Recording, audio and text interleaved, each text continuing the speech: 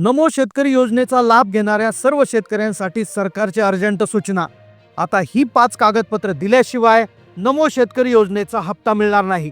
नमो शेतकरी योजनेच्या 8व्या हप्त्यासाठी 5 नवे नियम लागू झाले।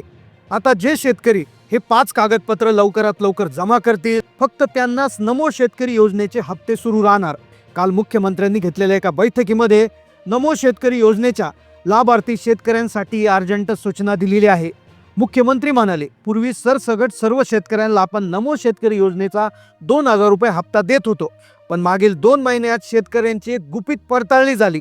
त्या पडताळणीमध्ये असे काही शेतकरी आढळले की जे या योजनेतून अपात्र होणार आहे। काल 50 लाख शेतकऱ्यांची नावे या योजनेतून डायरेक्ट वगळण्यात आलेली आहे आणि बाकीच्या शेतकऱ्यांना सरकारने ही अर्जंट सूचना दिलेली आहे। जर तुम्हाला या योजनेत पात्र राहायचं असेल तर ही 5 कागदपत्र जमा करा। या 5 नियमांची माहिती घ्या। सरकारच्या माध्यमातून नमो शेतकरीच्या 8व्या हप्त्यासाठी 2 वेगळ्या याद्या तयार करण्यात आल्या। पहिली यादी ही पात्र शेतकऱ्यांची आहे।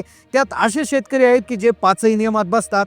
दुसऱ्या यादीमध्ये असणारे शेतकरी जे आहेत तर ते अपात्र आहेत, पण त्यांना जर पात्र व्हायचं असेल तर त्यांनी 5 कागदपत्र जमा करा अशी सरकारने माहिती दिलेली आहे। पहा, तुमचं जरी नाव अपात्र यादीत गेलं असेल तर पात्र होण्यासाठी 5 कागदपत्र देण्याची तारीख तुम्हाला 31 डिसेंबर ठेवण्यात आली आहे। त्यामुळे तुम्ही लवकरात लवकर या कागदपत्रांची यादी पहा आणि ही कागदपत्र जमा करा अशी माहिती स्वतः राज्याचे अर्थमंत्री यांनी दिलेली आहे। त्यामुळेच आजच्या व्हिडिओच्या माध्यमातून आपण जाणून घेणार आहोत की नमो शेतकरी योजनेसाठी कोणते 5 नवे नियम आहेत, कोणती नवीन 5 कागदपत्र तुम्हाला जमा करायला सांगितलेली आहेत।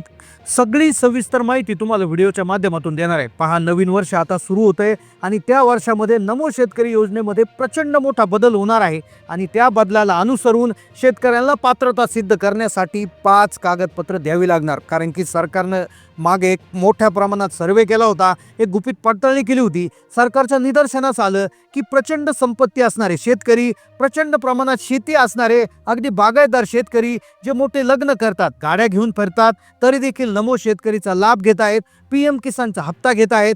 काही घरात तर असं आढळून आलं की 2-2, 3-3 शेतकरी जे आहेत एकाच घरात लाभार्थी आहेत, तर त्यांनाच बाहेर काढण्यासाठी सरकारनं 5 नियम लागू केले आणि ज्यामुळे कालच जवळपास 50 लाख शेतकरी आता या योजनेतून अपात्र झाले आहेत।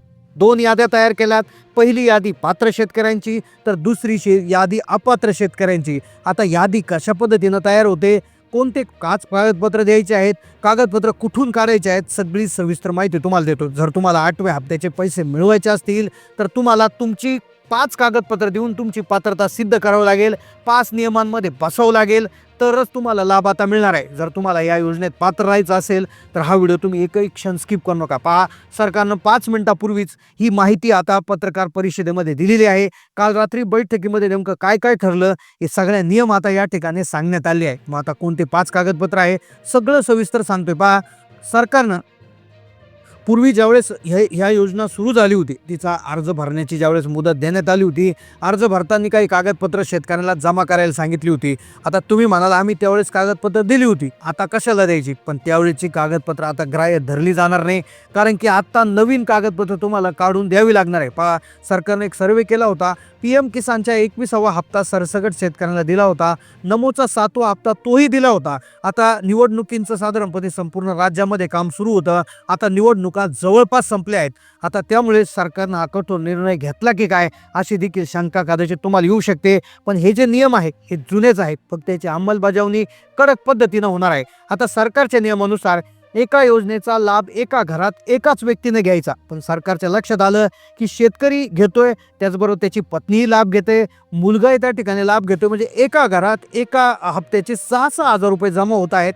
म्हणजे वर्षाला जर हिशोब केला तर साधारणपणे प्रति व्यक्ती 6,000 म्हणलं तर 18,000 रुपये एका घरामध्ये येत आहेत आणि त्याचबरोबर नमोचे त्या ठिकाणी 18, PMचे 18 म्हणजे 36,000 रुपये एकाच घरामध्ये जात आहेत। तर असं देखील सरकारच्या लक्षात आलं आणि मग त्यामुळेच सरकारने ही 5 कागदपत्र आता मागवली आहेत, जी आता तुम्हाला येणाऱ्या 7 ते 8 दिवसामध्ये जमा करायला सांगितले आहे। तर कागदपत्रांची यादी आपण पाहतोय, त्याआधी नियम आपण जाणून घेऊयात। पहा, नियम अतिशय कठोर आहे की ज्यामुळे 50 लाख शेतकरी आता डायरेक्ट हद्दपार होण्याच्या बॉर्डरवर आले आहेत। पहा, नमो शेतकरीच्या 8व्या हप्त्यासाठी जो नियम आहे तो सगळ्या शेतकऱ्यांसाठी आहे, पण एक महत्त्वाचं कागदपत्र ज्यात सांगितलंय, जे कागदपत्र 99% शेतकऱ्यांना त्याच्याकडे नसणार आहे आणि ज्यामुळे जे फक्त 10-15 लाख शेतकऱ्यांनी काढले त्यापैकी फक्त ते 4-5 लाख शेतकऱ्यांच्याच हातात पडले. काहींनी नुसतं काढले तर ते डुप्लिकेट काढले. तर हे कागदपत्र आहे पहा, farmer I D card. Farmer I D card जे शेतकऱ्यांना काढायला सांगितलं होतं, बऱ्याचशा शेतकऱ्यांनी नुसतं अर्ज करून शांत बसले, तर काहींनी अर्जही केलेला नाही, तर काही जणांनी CSC सेंटरवर जाऊन डुप्लिकेट कुठलं तरी फार्मर आय डी कार्ड आणलंय. तर अशा शेतकऱ्यांना अगदी लक्षपूर्वक ही सूचना त्यांनी जाणून घ्यायची आहे. पहा, फार्मर आय डी कार्ड जे आहे ते अतिशय महत्त्वाचं कागदपत्र आहे, जे तुम्हाला फक्त नमो नाही तर PM किंवा इतर कुठल्याही सबसिडी, कर्जमाफी, पीक विमा सगळ्या योजनेसाठी लागणार आहे. फार्मर आय डी कार्डवर बऱ्याचशा शेतकरी जे असतात तर त्यांची शेती समजते. फार्मर आय डी कार्ड हे पूर्णतः शेतीला लिंक असणारं कार्ड आहे. सर्वसामान्य माणसांचं जसं ओळखपत्र असतं तसं शेतकऱ्यांचं हे विशेष ओळखपत्र सरकारने तयार केलेलं आहे. आणि ज्याच्या माध्यमातून आता हे जर कार्ड तुम्ही वेळेत जमा केलं नाही, हे जर काढलं नाही, तर तुमचे PM नमोचे 2,000 तर बंद होतीलच, पण PM किसानचे देखील कुठल्याही प्रकारचे पैसे तुम्हाला मिळणार नाही. दुसरा नियम, दुसरी महत्त्वाची अट आहे 5 एकर शेतीची अट. आता हा जो आहे तो अर्ज भरण्याच्या वेळेस देखील नियम होता, आत्ताही तोच आहे, पण पूर्वी सरकारने याच्यामध्ये थोडीशी ढिलाई दिली होती. 5 एकरपेक्षा कमी क्षेत्र असणाऱ्या शेतकऱ्यांना अशा योजनांचा लाभ मिळणार होता, पण बऱ्याचशा शेतकऱ्यांकडे 6 एकर, काहींकडे 10 एकर, तर काहींकडे 50 एकर शेती असणाऱ्या शेतकऱ्यांनी देखील याचा लाभ घेतलेला आहे. सरकारचे आता सगळं व्यवस्थित लक्षात आलं आहे. त्यामुळे आता तुम्हाला तुमच्याकडे खरोखर 5 एकर शेती आहे की जास्त आहे, कमी असेल तर ते सिद्ध करण्यासाठी तुम्हाला तुमचा जो लेटेस्ट 7/12 आहे तर तो 7/12 त्याच्यावर व्यवस्थित गट नंबर वगैरे अशा पद्धतीचा तुमच्याकडून जमा करून घेतला जाणार आहे. त्यामुळे तुम्ही नवीन तुमचा 7/12 जो आहे तो काढून घेणं इथं गरजेचं आहे.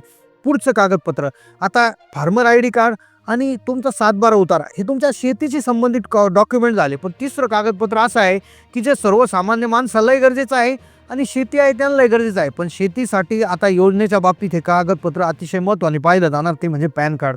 पहा, शेतकऱ्यांचं पॅन कार्ड पूर्वी महत्त्वाचं मानलं जात नसायचं, पण पॅन कार्ड हे इन्कम टॅक्स विभागाच्या अंतर्गत येणारं असं कागदपत्र आहे की ज्याच्या माध्यमातून तुमच्या खात्यावर येणारे पैसे, तुमच्या खात्यावर किती पैसे येतात, तुम्ही ते कधी काढता, कसे वापरता, कुठे गुंतवणूक केली आहे का, सगळे ट्रान्झॅक्शन याच्यावर दिसतात.